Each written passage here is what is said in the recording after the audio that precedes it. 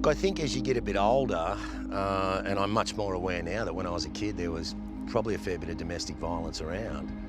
That was never spoken about, like there is today. It's just not spoken about. It's like a taboo subject. I think when you decide to go into a relationship with someone, you're making a decision to pair up, so it doesn't become an individual thing again. Nobody's perfect. That person there might have some faults.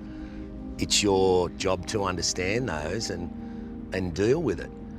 Because this person on this side is not going to be perfect either. You need to show respect. I don't think there's too many men around my age living in the times that I have where you haven't used violence. I mean, I got into a few fights after school and in the pub from time to time, but times have changed. That's not on anymore. And if you have got that little bit of a streak in you, you need to walk away, suck in a few breaths. A catalyst to a lot of violence is drugs and alcohol.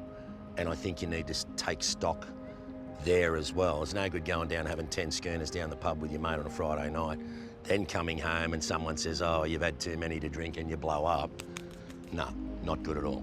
And with your children, it's all about love. It's not about violence, anger, yelling, dictatorship, using your children as a bargaining chip, money as a bargaining chip, whatever. You cannot do that. That will reflect on your children, and they may suffer later down the road in their life.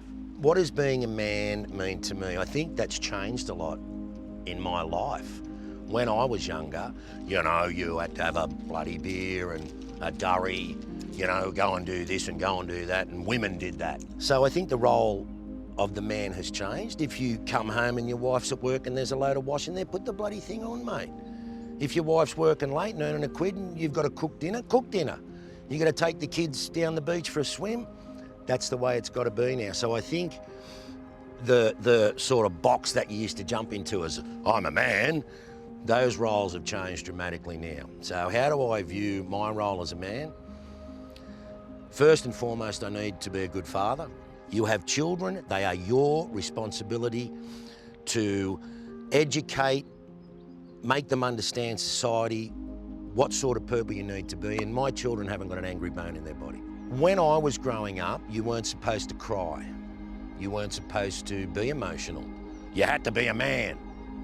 Bloody tough, bloody, no, you just march on. Your father dies, you stand there stoic at the funeral, you know, get up and speak. Well, as human beings, we've all got emotions. And why were we told in my era that you couldn't stand there and cry, and that you couldn't feel sad or unhappy, or men are entitled to show emotions? Doesn't mean you're weak or soft or anything like that, or vulnerable. It means that you're sad and you're upset, or you're really proud.